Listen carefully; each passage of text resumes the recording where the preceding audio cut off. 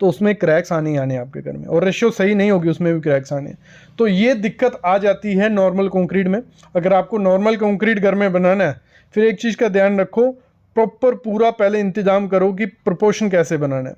मतलब अगर एक बैग वो सीमेंट डाल रहा है, जो मेजरिंग होगा जिससे वो सैंड डालेगा, एग्रीगेट डालेगा, वो किससे मेजर कर रहे हैं, तो प्रॉपर रेशो होनी चाहिए। मतलब M25 हो रहा है, 1:2 का माल बनना चाहिए, तो वो बनना चाहिए। फिर तो घर का माल भी बहुत अच्छा है, क्योंकि वहां पे सीमेंट आप